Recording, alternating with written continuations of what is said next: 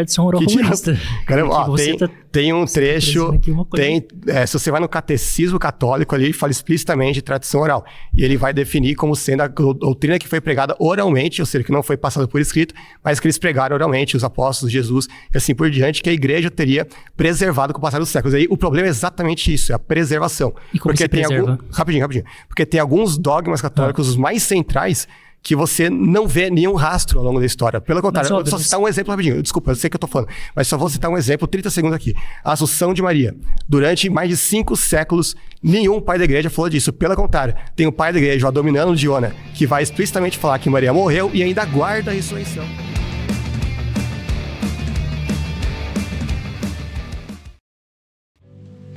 Fala galera, vídeo novo começando. E antes, já vai deixando o seu like aí e se inscreva no canal para não perder nenhum vídeo. É isso, valeu.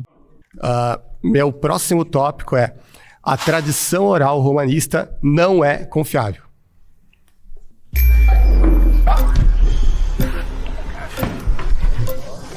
Isso não é... Isso é totalmente uma inverdade, porque a tradição está presente na igreja. A igreja está aí há mais de 2000 anos.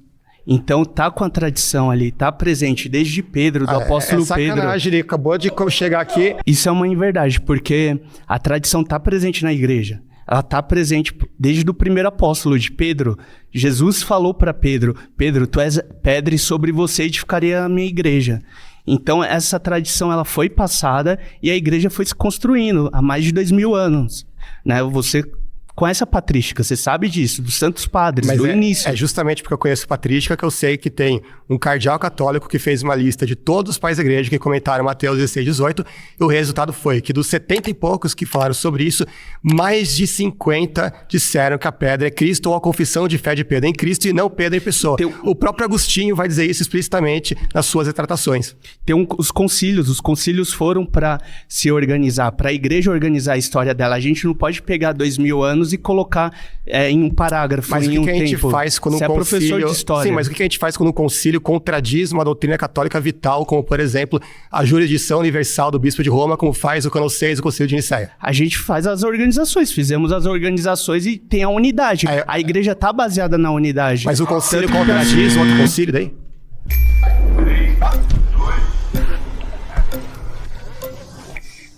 Boa noite, Lucas. Boa noite, tudo bem? Prazer meu.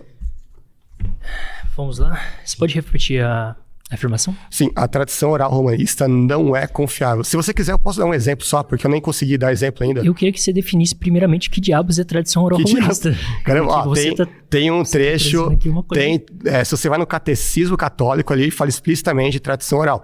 E ele vai definir como sendo a doutrina que foi pregada oralmente, ou seja, que não foi passada por escrito, mas que eles pregaram oralmente, os apóstolos, Jesus, e assim por diante, que a igreja teria preservado com o passar dos séculos. Aí o problema é exatamente isso, é a preservação. E como se preserva? Rapidinho. Porque tem alguns dogmas católicos, os mais centrais, que você não vê nenhum rastro ao longo da história. Pelo contrário, eu vou só citar um exemplo rapidinho. Desculpa, eu sei que eu tô falando, mas só vou citar um exemplo, 30 segundos aqui. A Assunção de Maria. Durante mais de 5 séculos, nenhum pai da igreja falou disso. Pelo contrário, tem o pai da igreja, o Adoniano Diona, que vai explicitamente falar que Maria morreu e ainda aguarda a ressurreição.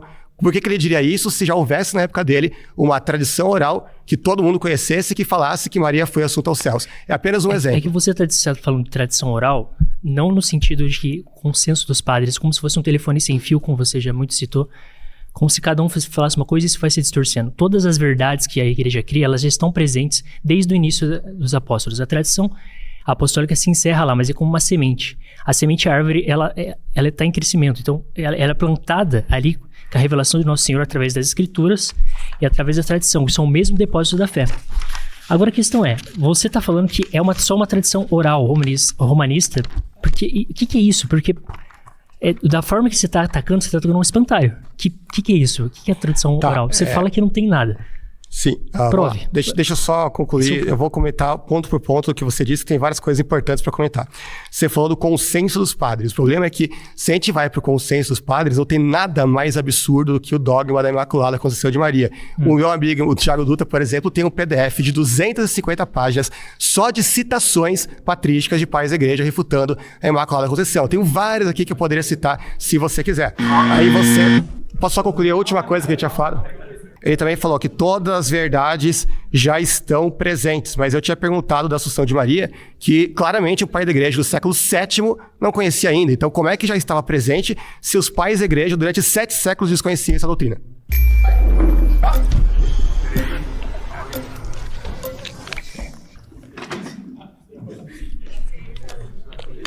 Pois é.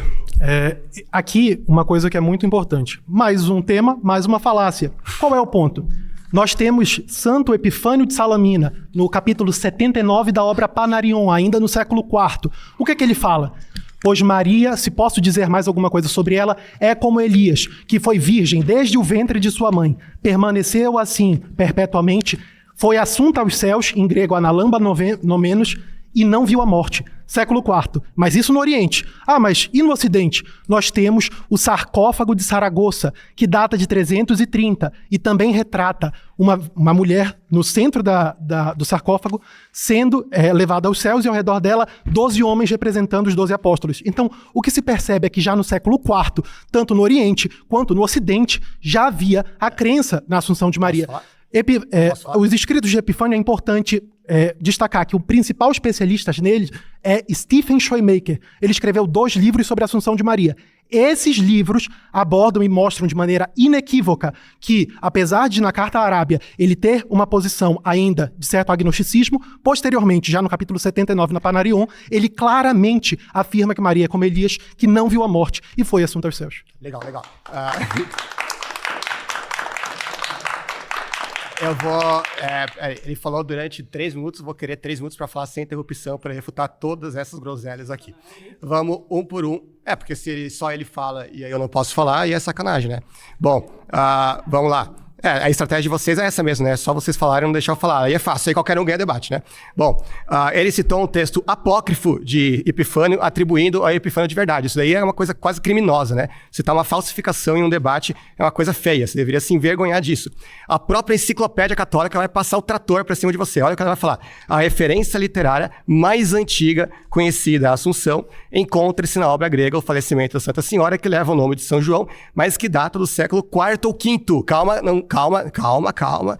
Raymond Brown, uma das maiores autoridades católicas do século passado. Os livros dele têm o imprimatur e o nihil obstate da igreja, confirmando que está isento de erros teológicos. Olha o que ele vai falar. A noção da Assunção de Maria ao céu não deixou qualquer vestígio na literatura do 3º e muito menos do 2º século. M. Ruggie, a principal autoridade sobre essa questão, a principal, concluiu em seu monumental estudo. A tradição patrística anterior ao Concílio de Nicéia não fornece nenhuma testemunha da Assunção. Não, você falou mais tempo que eu. Se você pega a primeira fonte dele, Enciclopédia Católica, ela é de 1910. Stephen Schoemaker é de 2012. Católica, 2012. A Enciclopédia Católica Stephen Schoemaker não é católico. Stephen Schoemaker não é católico. E ele é o maior especialista nas tradições sobre a Assunção de Maria. Mas nós podemos ir mais. Ele citou o livro do amigo dele. Eu cito o meu. Eu aqui cito mais de 30 autores, tanto no Oriente quanto no Ocidente, a favor da Imaculada Conceição. Uma falsificação de Epifânio, cara. Que pode vergonha. Ler. Capítulo 79 do Panarion. Participar de um debate como esse. 79 do livro Panarion, que é a principal obra. É o magnum opus dele.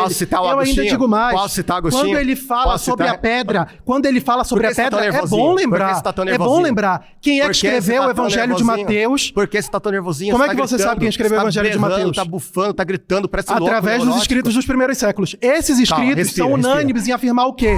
Eles são unânimes em afirmar calma, eu não vou te bater. O Evangelho de Mateus foi originalmente escrito em aramaico. Em aramaico não tem como diferenciar as palavras Pedro e pedra. Portanto, na língua de Jesus, quando Jesus foi falar com Pedro, ele disse, tu és pedra, e sobre essa pedra construirei a minha igreja. Ele disse, tu és Cefas, e sobre essas Cefas construirei a minha igreja. Vamos poder falar agora sobre isso? É importante a gente destacar também que, por exemplo, os protestantes vão dizer, não, Pedro significa pedrinha e pedra significa pedra grande. Na realidade, não. Podem ver, Pseudo Platão, século II, livro Axíoco, no verso 371, ele fala sobre a pedra interminável de Sísifo. E isso ele está escrevendo em grego, ele usa Petros, ou seja, não havia essa distinção entre Petros e Petra, nem no grego, nem no aramaico. Legal. Agora a sua estratégia é essa mesmo, né? Você fala 5 minutos sem parar, não olha pra mim, sequer olha pra mim, não deixa eu falar, não deixa eu comentar os seus textos e depois eu começo a tentar interromper, né? Ainda ficar gritando, bufando, meu Deus, nunca vi algo assim na minha vida. Mas enfim, vamos lá. Você disse, Jesus falou em aramaico. Uau, nossa, que surpresa. O problema é o seguinte, o texto em aramaico tem uma ambiguidade que o grego desfaz, porque faz a diferença entre Petros e Petra. E você sabe que existe a diferença entre os dois. Por quê? Porque os próprios pais da igreja, ao comentar esse texto, destacaram isso. Agostinho vai explicitamente comentar sobre isso. A esmagadora maioria dos pais da igreja, você sabe que isso é verdade, não adianta tentar mentir. Não. Eles comentando esse texto, você acha que você sabe mais sobre a interpretação de... Deixa eu falar que você falou muito mais. Você acha que você sabe mais de interpretação desse texto do que os próprios pais da igreja que vocês têm como autoridade? Não, isso é uma vergonha. Eu discordo em premissa, eu não concordo que a maioria dos pais da igreja concordam com a tua opinião. Eu concordo, pelo contrário. O primeiro a comentar o texto foi Tertuliano. O primeiro a comentar o texto foi Tertuliano. Ele fala que Pedro... Ele fala que o Pedro é a pedra. O mesmo que chama a Papa. Pois é, aí você vê a contradição de quem sabe que Pedro é a pedra, como você, mas que não reconhece. Não reconhece. Grita aí, e aí a gente tem também que destacar mais uma coisa. Ele falou do Raymond Brown. Ele falou do Raymond Brown. O Raymond Brown fez um estudo ecumênico com grandes autoridades protestantes no meio acadêmico. E qual foi a conclusão dele e dos amigos protestantes deles sobre a pedra de Mateus 16:18? Justamente que o provável discurso original foi feito em aramaico, onde não há como distinguir Pedro e pedra. Mas eu acabei de citar o Axíopo do Pseudo-Platão, que foi escrito em grego. Deixa eu falar, ele fala de uma pedra grande. Ele fala da pedra interminável de Sísifo. Como é que tu vai me dizer, então, que em grego pedra significa pedrinha e pedra significa pedra grande? Você acha que os católicos que estão assistindo esse debate vão se orgulhar da sua atitude? A 272. Naquele momento, quando me viram dormindo na costa sob uma rocha abrigada. Olha como o texto fala. A pedra era tão grande, e aqui ele está usando Petros também em grego, que a pessoa podia se deitar. Ou seja, não há distinção entre pedrinha e pedra grande, como os protestantes geralmente tentam alegar quando eles falam de Mateus 16:18. Então, a gente vê que o aramaico nos apoia e o grego nos apoia. E o que apoia eles, falácias. Eu fico imaginando os católicos, um católico sincero, né, que está lá em casa assistindo esse debate, vendo o debatedor católico tendo esse exemplo de comportamento, gritando sem parar, feito um lunático, um louco aqui desvairado, enquanto não deixa eu falar, preencheu 90% do tempo aqui e não deixa eu sequer responder uma vírgula. Eu acho que o seu comportamento fala mais alto do que os seus argumentos, mas deixa eu comentar. Calma que eu vou comentar. Caríssimo, mas você é uma contradição ambulante. Agora você fala de Clemente para dizer que Pedro era casado. E tu pergunta, Clemente fala que... Você vai deixar eu falar. Isso não é o debate. Isso não é o debate. Maria não foi rompido no parto. Exatamente Clemente fala isso. Que eu não aceito. Mas aí ele pega e diz que Clemente vale quando ele quer, é óbvio. Mas quando Clemente fala... Eu falei exatamente isso que aconteceu. Essa ia ser a estratégia deles. Esse tanto de gente embusteira, não todos aqui, claro, tem vários que foram honestos aqui, que eu inclusive elogiei a postura, mas, claro, né, tem sempre esse tipo de gente aí, né, sem caráter, que tem como estratégia para ganhar o debate de mim, ele sabe que se deixarem falar, perdem. Então a única estratégia que tem para ganhar o debate é não deixar eu falar, tendo esse comportamento histérico, sem vergonha aqui. Mas deixa eu só responder o que ele falou, ele ficou meia hora falando sem parar aqui. Vai, senta lá. Deixa eu falar. Ele vai me interromper, vai lá, me interrompe mais, vai lá, fala aí. Amigo, é engraçado, vai lá. A única pessoa que eu tô vendo aqui alterada é você. Eu esperava que teria alguma baixaria nesse debate, mas não esperava que fosse tanta, né? É inacreditável. Eu acho que isso diz muito. Aliás, compare o comportamento dos evangélicos que debateram com o Ariel com os católicos que estão debatendo comigo. Só compare. Mesma coisa, né? Tá bom. Posso comentar? Né? Aham. Mas ele não é? Tá, deixa eu comentar então o argumento. Peraí, tá bom. Deixa eu comentar o argumento, vamos lá. Ele citou Raymond Brown quando convém. Aliás, só para contextualizar, Raymond Brown, um autor católico super conceituado, ele tem, repito, o imprimatur da igreja, os livros dele, ele era um padre, sacerdote, historiador católico, inclusive eu cito muito ele, por quê? Porque ele vai refutar o papado, ele vai dizer que não existia papado nos primeiros séculos, vai dizer que não existia a Assunção de Maria nos primeiros séculos, aí ele cita um texto de Raymond Brown quando convém para ele, quando favorece ele, olha só que curioso, né? É muito interessante isso. E aquela coisa, cara, ele o tempo inteiro repetir, não, mas Jesus falou em aramaico, blá, blá, blá, blá, eu já falei, ok, falou em aramaico, o que isso prova, meu Deus? Aí o Big Dad continua, continua. É só o evangelista Mateus, quando vai citar esse versículo, que vai desfazer a ambiguidade e vai mostrar a diferença entre Petros e Petra, que os próprios pais da igreja reconheceram. Ele está contra os próprios pais da igreja dele. E, aliás, só para terminar, o tema é a tradição oral romanista não é confiável. Ele vem falar de aramaico, de Mateus 16, 18, um monte de coisa que não tem nada a ver com o tema do tópico. Por quê? Porque ele sabe que se manter no tema do tópico e me deixar falar, ele é completamente refutado. Mas a estratégia dele é, óbvio, se ele tivesse aqui, eu teria falado 10 segundos, ele teria me interrompido, gritado um monte aí, fazer o showzinho dele, e aí, né, e o resto aplaudindo ainda, o que é mais bizarro.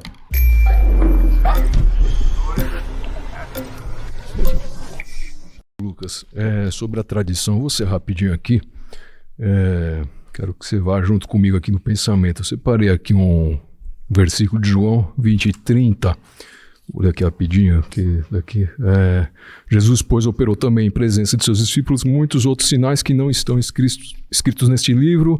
Esses, porém, foram escritos para que creias que Jesus é o Cristo, Filho de Deus, e para que tenhas vida em seu nome. Tudo bem. Ele diz aqui que muitos não foram escritos nesse livro. Eu queria saber até onde você encara isso como parte de tradição oral, até onde... A sua pergunta foi muito boa, até elogio isso, né? É uma coisa que eu sempre gosto de tratar. Porque uma coisa é dizer que tudo aquilo que Jesus pregou, que os apóstolos pregaram, foi registrado na Bíblia. Isso é ridículo, né? Óbvio, Jesus passou 3 anos pregando. Isso é impossível que aquilo fosse registrado. Agora, isso significa que a tradição que João fala, coisas pregadas oralmente, corresponde exatamente à tradição oral romanista? Não, inclusive eu mostrei vários exemplos aqui. Agora, tem um ponto importante. A única coisa que foi preservada a nós hoje, ou seja, a única coisa que a gente tem como saber daquilo que Jesus pregou, é exatamente aquilo que foi escrito. Eu vou fazer uma pergunta simples que eu faço em todos os meus debates sobre história da escritura e ninguém responde. Você poderia citar uma parábola de Jesus, além daquelas que foram escritas? Ou seja, que ele pregou oralmente e se preservou apenas pela oralidade? Não, eu não vou saber agora, até porque eu admito que eu estou engateando na fé ainda, tal.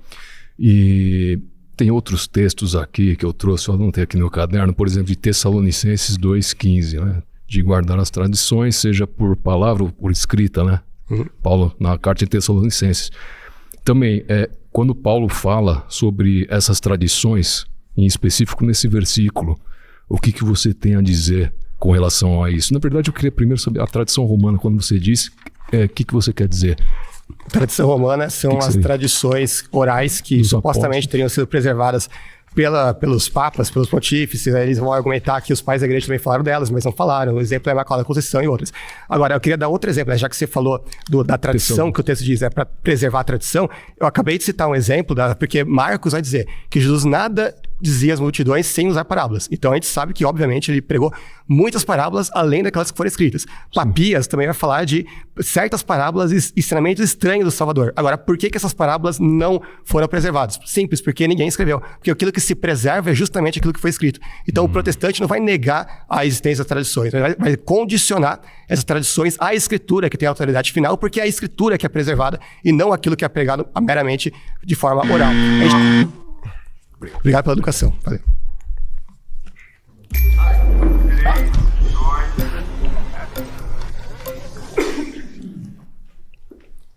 Tudo bom? Tudo bem. Tranquilo. Lucas, eu tenho uma pergunta para te fazer. Você utilizou a tradição, alguns padres da igreja para falar sobre o papado. Então você é ortodoxo? Não. Por quê? Ortodoxo no sentido de ser da igreja ortodoxa, não. Ortodoxo, aliás, porque os ortodoxos, eles acreditam que o bispo de Roma, ele é sucessor de Pedro, mas que não tem a primazia, né? Isso você vai ver em vários padres da igreja e é defendido pelos orientais, né? Mas você é protestante. Cadê a sucessão apostólica na sua igreja? Deixa eu... Acabou aqui. Eu posso... 30 segundos?